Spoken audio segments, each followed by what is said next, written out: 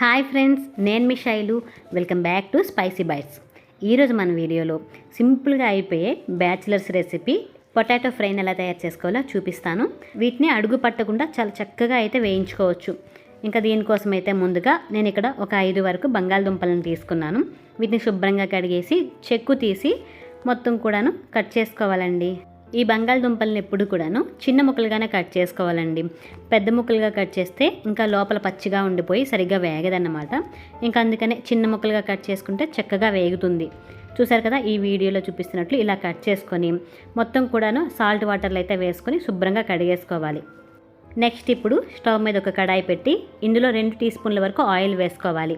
Oil కాస్త వేడెక్కిన తర్వాత కొద్దిగా పోపులు వేసుకోవాలి. అలాగే 2 ఎండుమిరపకాయలు కట్ చేసి వేసుకోవాలి. ఇందులోనే ఒక 3 పచ్చిమిర్చి, కొద్దిగా వెల్లుల్లిని దంచి వేసుకోవాలి. అలాగే కొద్దిగా కరివేపాకు రెబ్బలు వేసి దోరగా వేయించుకోవాలి. చూసారా, ఈ విధంగా వేగిన తర్వాత ఇందులో ముందుగా కడిగి పెట్టుకున్న బంగాళదుంప ముక్కలను కూడా వేసి మొత్తం కూడా ఒకసారి బాగా కలిపేసుకోవాలి. ఇలా మొత్తం కూడా కలిపేసుకున్న తర్వాత ఇందులో 1/2 టీ స్పూన్ వరకు పసుపు, అలాగే రుచికి తగినంత ఉప్పు వేసి మొత్తం ఒకసారి బాగా కలిపేసుకోవాలి. వీటిలో ముందే ఉప్పు పసుపు వేసుకోవడం వల్ల బంగాళదుంపలు అనేవి చాలా సాఫ్ట్గా ఉడుకుతాయి. ఇంకా ఇలా మొత్తం కూడా కలిపేసుకున్న తర్వాత ఇంకా దీనిపై మూత పెట్టి లో ఫ్లేమ్లో ఒక 10 నిమిషాలు దీన్ని బాగా ఉడికించుకోవాలి. ఈ బంగాళదుంప ముక్కల్ని 2 నిమిషాలకు ఒకసారి కలుపుతూ ఉండడం వల్ల అవి అడుగు పట్టకుండా ఉంటాయి, చక్కగా వేగుతాయి కూడా. ఇంకా వీటిపై మూత పెట్టి మరొక 5 నిమిషాల పాటు బాగా ఉడికించుకోవాలి. 5 నిమిషాల తర్వాత చూసారా ఎంత చక్కగా వేగిపోయాయో. అడుగు కూడా అంతగా పట్టలేదు కదండి. మనం ముక్క ఉడికిందో లేదో ఒకసారి చెక్ చేసుకోవాలి. గరిటతో ఈ విధంగా ఒక దుంపని కట్ చేస్తే చక్కగా ఉడికినట్టండి. చూసారా ఎంత సాఫ్ట్గా ఉందో.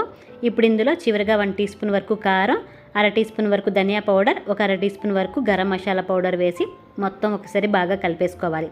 ఈ ప్రాసెస్ మొత్తాన్ని కూడా లో ఫ్లేమ్లో పెట్టే చేసుకోవాలండి, లేకపోతే అడుగు పట్టేస్తుంది. ఇలా మొత్తం కలుపుకున్న తర్వాత మళ్ళీ మూత పెట్టి మరొక 2 నిమిషాల పాటు వీటిని వేయించుకోవాలి. 2 నిమిషాల తర్వాత చివరిగా ఇందులో కొద్దిగా కరివేపాకు రెబ్బలు, అలాగే కొంచెం కట్ చేసుకున్న కొత్తిమీర వేసి మొత్తం ఒకసారి బాగా కలిపేసుకొని స్టవ్ ఆఫ్ చేసుకుంటే ఆలూ ఫ్రై అనేది రెడీ అయిపోయినట్టే. ఈ ఆలూ ఫ్రైని మనం రసంతో కానీ సాంబార్తో కానీ తింటే చాలా బాగుంటుందండి. మీరు కూడా ఒకసారి ట్రై చేసి మీకు ఎలా అనిపించింది అనేది కింద కామెంట్ సెక్షన్లో అయితే కామెంట్ చేయండి. మీకు ఈ వీడియో నచ్చితే లైక్ చేయండి. అలాగే మరిన్ని వీడియోస్ కోసం నా ఛానల్ అయితే సబ్స్క్రైబ్ చేసుకోండి.